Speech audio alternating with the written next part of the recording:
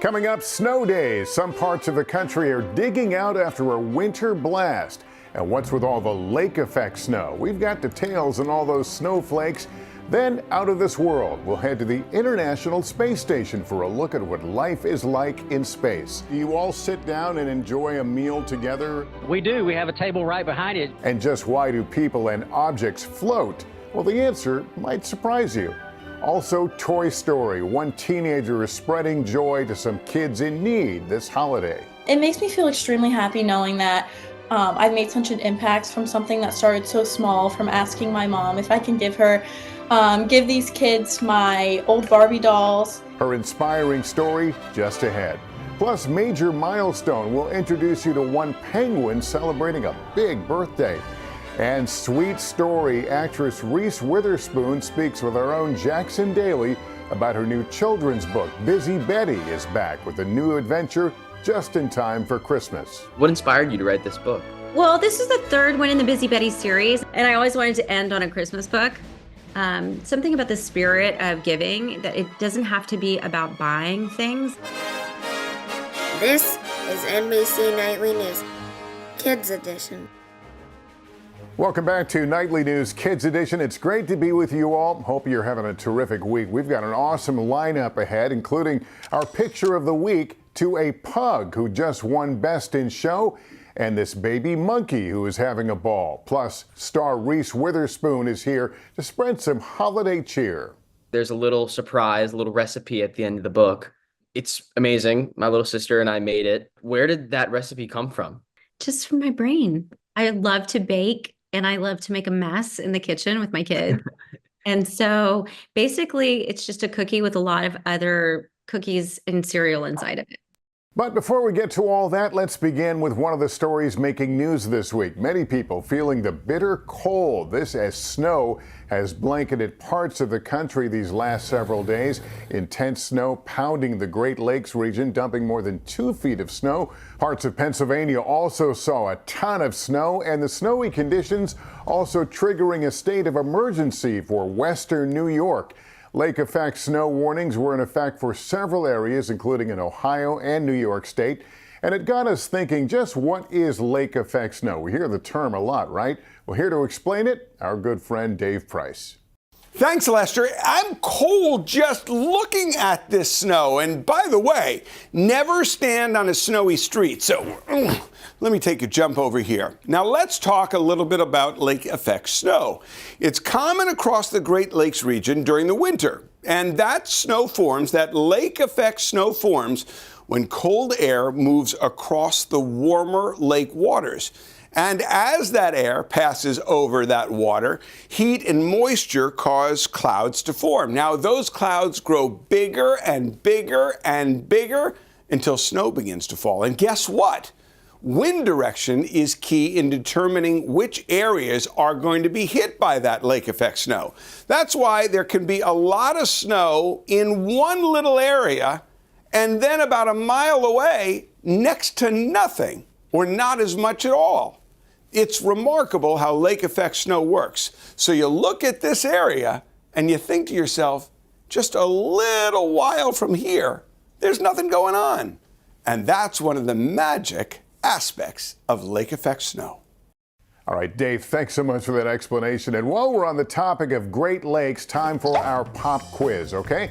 The Great Lakes are made up of 5 large lakes in North America. They are Lake Huron, Ontario, Michigan, Erie, and Superior. Here's the question. Which Great Lake is the only one located completely within the United States? Is it A, Lake Michigan, B, Lake Erie, or C, Lake Huron? We'll give you a few seconds to think about it. Okay, time's up. The answer is A, Lake Michigan. Lake Michigan is the only one of the Great Lakes that's completely within the United States. The other 4 form a natural border between Canada and the United States. And in case you're wondering, Lake Superior is the largest and the deepest of the Great Lakes. It's also the world's largest freshwater lake by surface area. Okay, time now for our picture of the week. The annual Capitol Christmas tree lighting ceremony was held this week in Washington, D.C., And fourth grader Rose Burke from Kenai, Alaska, received the honor of lighting the tree after winning an essay contest. Burke pressed the button to illuminate the tree, with House Speaker Mike Johnson standing beside her. The 53-foot tree, nicknamed Spruce Wayne, came from Alaska's Tongass National Forest. Tuesday's tree lighting ceremony marked the second time a tree from Alaska represented the state in the nation's capital. Meantime, another story in the news recently is about two American astronauts who have been on an extended stay in space in what was supposed to be roughly a week-long mission in space. Astronauts Suni Williams and Butch Wilmore are now on an 8-month journey. I had a chance to catch up with Suni and her crewmates recently to find out just what life is like in space. Our crew up here just wanted to say Happy Thanksgiving to all our friends and family. Instead of spending Thanksgiving with their families, American astronauts Suni Williams and Butch Wilmore spent Thanksgiving in space aboard the International Space Station. Brussels sprouts, butternut squash, apples and spice, and smoked turkey. It's going to be delicious. Go Starliner. They were originally supposed to spend just over a week there, completing the first test flight with people on board for Boeing's Starliner capsule. But after problems with the spacecraft began to emerge, NASA determined it wasn't safe enough to bring the astronauts home. So the two have had to stay put a lot longer than they imagined. How are you and Butch holding up in general? Does it take a toll on your body being in space that long? You can see, part of being in space is working out. We work out a couple times, 2 hours a day, aerobic and anaerobic exercise. You can see Butch right here and Nick right over here. Our bodies change a little bit while we're up here, and that's why we have to work out so much. Some people call it space buff. Some people call it, fluid shift in your body. I think we look pretty good. I know, of course, you have heard some of the social media, some of the conversations worrying about your health and weight. Is there any message to those folks?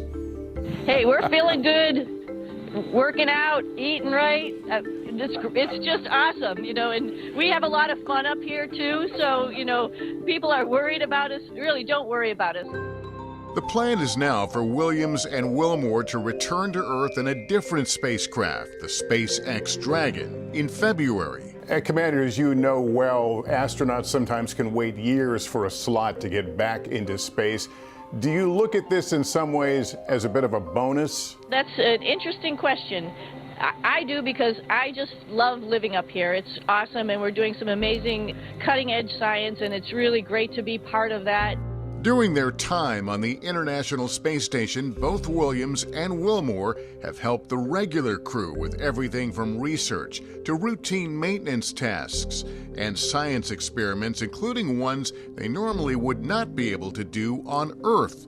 I had a chance to ask Suni Williams and her crewmates about their experience in space. So the space station is about 250 miles above the surface of the Earth, and that seems like a long way, but you're looking straight down, and the atmosphere's thickest part is only the first few miles. So you can actually really see a lot of detail just with your naked eye. If you're flying over New York City, you can see Central Park. Wow. And then do you all sit down and enjoy a meal together? We do. We have a table right behind it. But, we sit around and we try to eat what Suni's not eating. There's some left over for us. But, yeah, we try to get together and eat all the time, every night. What is the hardest thing to get used to when you first arrive in space? The hardest thing to get used to, losing things, I think, is really a pain. And you might at some point in time see, astronauts looking around, because generally things just float away if you just let it go, like this drink bag right here.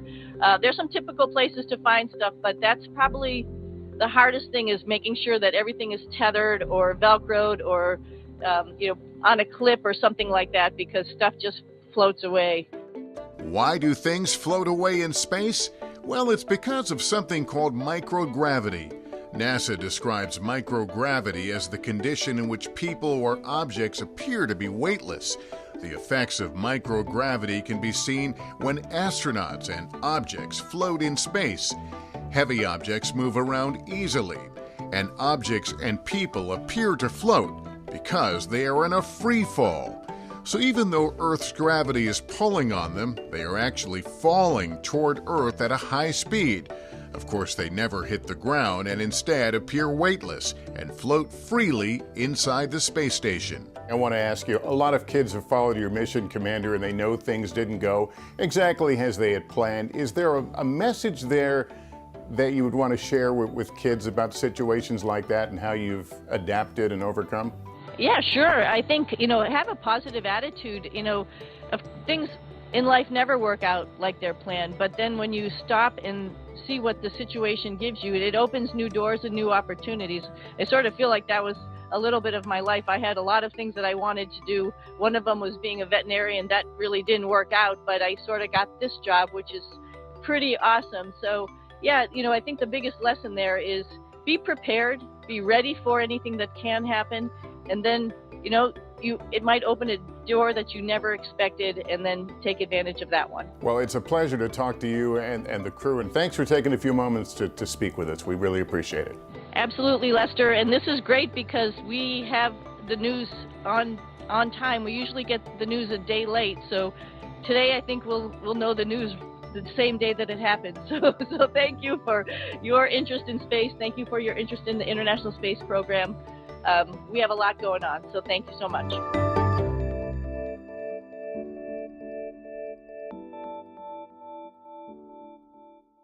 Now to a few stories that caught our eye. First, let's go to Des Moines, Iowa for this adorable moment captured just days ago. Yumi, a Japanese macaque, experienced her first snow at the city's Blank Park Zoo.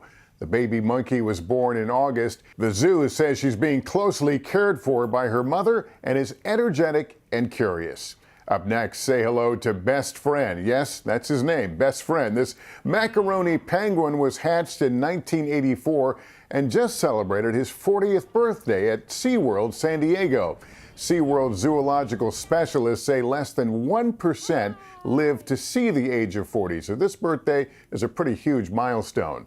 Best Friend is currently the oldest penguin at SeaWorld, but he is not a record holder. Just a few years ago, one of SeaWorld's emperor penguins lived to be 49. Happy birthday, Best Friend. Love that name. And meet the champ, Vito. This pug just won Best in Show, beating out a field of nearly 2,000 dogs on Thanksgiving and winning the top award at the National Dog Show. Vito's win marks the first time a pug has won this competition. Congratulations, Vito. Turning now to this week's Kids Spotlight, she's an Oscar-winning actress, a best-selling author, and a mom who started her first business on the playground when she was in second grade. We're talking about Reese Witherspoon. The star has a new children's book out, and Busy Betty is back with an important message just in time for the holidays. Let's get details from Jackson Daly. Hi, Mrs. Witherspoon. Thank you so much for sitting down with me today. So nice to talk to you. So Busy Betty is back, and she's searching for a Christmas present this time? Yeah. This is your third children's book, so what is Busy up to now? So this latest installment of my Busy Betty series has my main character, Betty, who's probably a 6 or 7 year old little girl. She wants to come up with a perfect Christmas present, but she needs money. So she decides she's going to have a lemonade stand in the middle of winter, which doesn't go well. Yeah. And so she doesn't get any customers, and she feels like all is lost. But then she realizes she can make her own Christmas presents. And I really thought this would be a fun story because, kids get stressed too about buying Christmas presents. Like, Yeah. what does mom want? What does my dad want? What does my sister or brother want? And I think what the secret is sort of kids don't know, but people like homemade gifts more than anything. Yeah. So what inspired you to write this book? Well, this is the third one in the Busy Betty series, and I always imagine having 3 books because 3 of anything is just really satisfying to me. Feels right, yeah. Yeah, 3. And I always wanted to end on a Christmas book. Something about the spirit of giving, that it doesn't have to be about buying things. I think we all in this world, we all thank God, we all buy so much stuff. And I think there's something really deeply satisfying about being able to make presents and that feeling that you worked hard at something and you made it with your hands and you made it with love. And parents really like it and people really respond to that. So I wanted to put that in a book. You have a book club. I know you're a big reader, but as a kid, who inspired you to start reading? Well, my grandmother was a school teacher, so, yeah, that did it. She taught me how to read. She was a first grade teacher. And then my mom and dad were both working. They were doctors and nurses, and they were busy. So I was always with my grandma.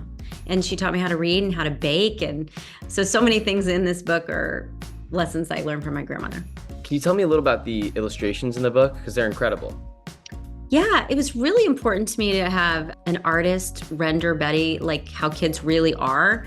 And so Cindy Yan is this artist that I met, and she just had these amazing designs that felt really modern, but also she does these really funny things, like her expression of kids' outrage. I have 3 kids myself, and I don't know a kid who doesn't have an epic meltdown at least one day, you know? So I wanted her meltdown to look real. Like I wanted tears be shooting out of her face on the ground, and Cindy really got that. If you could share this book with yourself as a younger girl, what do you think she would love most about it? Well, I was obsessed with animals as a little kid, so it would definitely be the dog, Frank. And Yeah, so in my mind, he's the comedic relief. He's always going behind busy Betty and eating everything that she leaves behind her. Yeah. Like this little dog vacuum cleaner. So you've been an actress, producer, entrepreneur, but how does writing a children's book compare to your other pursuits? Well, this part is just fun. It's like, I'm a grown-up, but I'm really a kid inside. So I get to imagine crazy things happening, and then I get to act it out when I do the audiobook. So basically everything business-wise in my life is just to perpetuate my childhood and make sure that I still have a job being a kid. Yeah, let your creativity fly. Yeah. As a producer and writing children's books, do you think we'll ever see Busy Betty on a big screen one day? I hope so.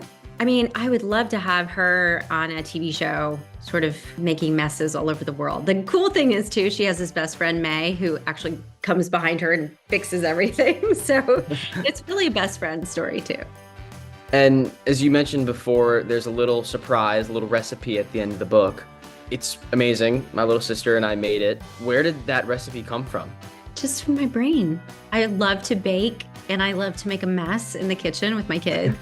And so basically it's just a cookie with a lot of other cookies and cereal inside of it. It was ridiculous. Oh, good, I'm glad. Thank you for sitting down with me today. And let's hope Busy Betty makes her present. Yes, I hope you have a great holiday with your family. Oh yeah, thank you. You too. All right. All right, Jackson, thanks so much. Great to have you and Reese Witherspoon on the program today. Finally, in our Inspiring Kids series, this week we introduce you to a teenager from New Jersey who is giving back in a special way this holiday season. Let's get details from our friend Ann Thompson. 18-year-old Madison Zumera wants to make sure some kids have a happy holiday. Something that started so small has become so big. It's made such a big impact on all these kids. Since 2012, the high school senior from Old Bridge, New Jersey, has been collecting toy donations for kids in need. There'll be kids that got surgery, kids who are cancer patients going through treatment, kids who can just have a broken leg or a broken arm in the hospital. Any kids who are going to be spending their holiday season in the hospital, going through a challenging time, and not able to be home with their families for Christmas, they'll be able to receive gifts at the hospital so it feels more like home. Madison started donating toys when she was just 5.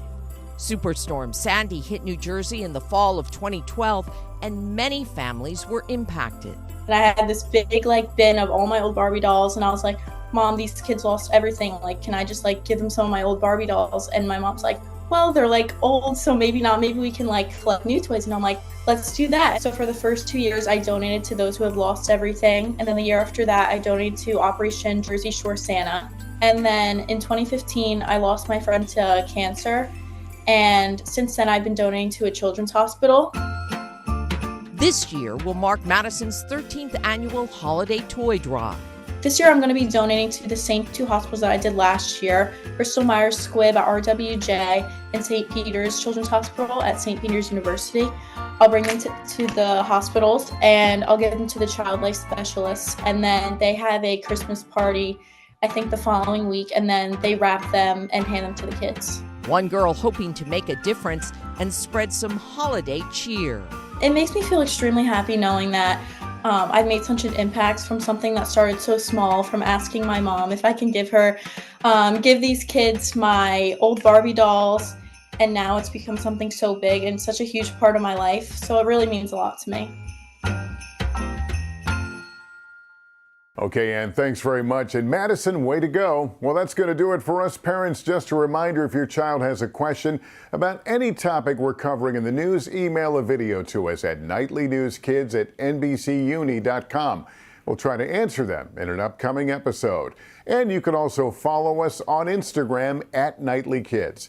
Thanks for watching, and remember to take care of yourself and each other. So long for now.